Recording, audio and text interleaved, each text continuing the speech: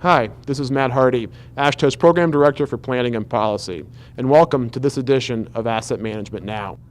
SCOPM stands for the Standing Committee on Performance Management, and here at the AASHTO Spring Meeting in Providence, Rhode Island, SCOPM dealt with a number of issues related to the implementation of MAP 21. Today, I'm talking with Paul Degges, the Chief Engineer at Tennessee DOT and Chair of the SCOPM Task Force on implementing MAP 21, and Greg Duncan, the Assistant Engineer for Operations. I'm going to speak with both of them about Tennessee DOT's implementation of the asset management requirements in MAP 21. My first question for Paul is about the development of the asset-based measures for the required national level performance measures within MAP 21. Paul? MAP 21 did expand the national highway system somewhat, but the measures we're talking about are really looking at what are the higher volume roads in the country.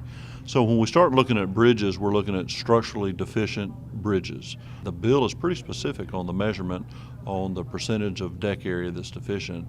But one of the things that we wanted to look at further explore is sometimes structural deficiency on a bridge really doesn't tell the story of the health of a bridge. So we're trying to find through this task force a structural health measure.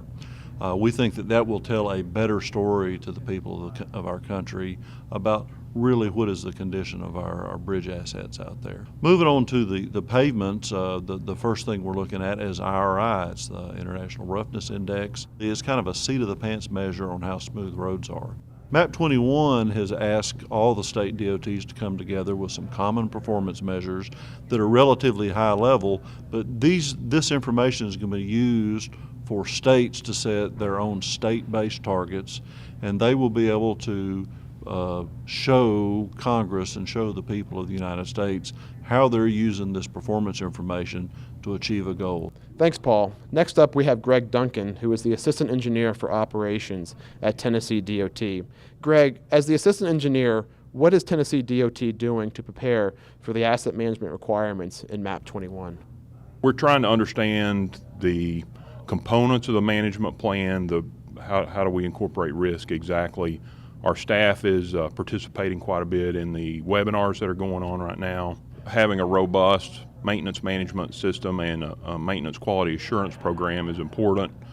It helps us understand what it takes to maintain that level of service for all those assets out there, whether they be rest areas, right-of-way conditions, the safety features along the highway that all have a lifespan. Great. Thanks very much, Greg. I want to thank Paul Degges and Greg Duncan for joining me today on Asset Management Now.